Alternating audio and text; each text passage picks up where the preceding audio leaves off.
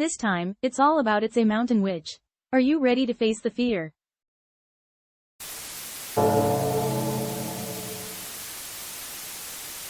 A young couple was on their way back from a drive, traversing a mountain pass.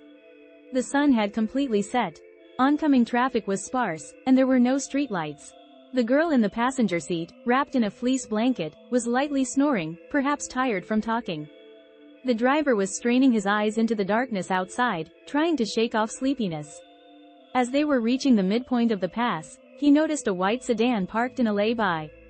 He involuntarily slowed down the car because, without exception, cars parked in such places are often makeshift hotels for lovers who can't afford a real hotel stay. The moment he peered into the rear window, the sedan's door suddenly opened, and he locked eyes with a woman emerging from it. Feeling awkward, he floored the accelerator, intending to leave the scene. The woman was watching his car. Through the rearview mirror, he felt a piercing gaze and, shockingly, saw the woman running after his car. Discomfort turned into terror. He sped up the car.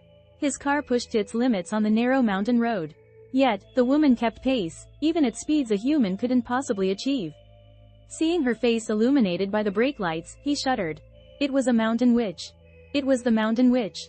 The image that had been etched onto the terrifying pages of his childhood storybooks was there before his eyes. The hideous face of an old, demonic woman with wild hair charging toward him. In desperation, he apologized profusely while pushing the accelerator to the floor. Next thing he knew, he was in the convenience store parking lot at the foot of the mountain. The girl in the passenger seat woke up. He told her everything that had happened at the pass. As she listened, her expression turned to one of utter shock, perhaps as the story jolted her fully awake. He felt a sense of relief sharing his story with her, feeling the tension draining away. After hearing his story, the girl seemed to come to a realization and said, "I also had a dream. A dream where I was desperately chasing after your car. You, leaving me behind in the middle of the pass. No matter how much I called or screamed, you wouldn't wait for me. At that moment, I truly felt, just for a second, that I would end you." Did that get your heart racing? The twist at the end was surprising, wasn't it? Maybe she became so angry at him for peeking in her car that she turned into a Yumamba?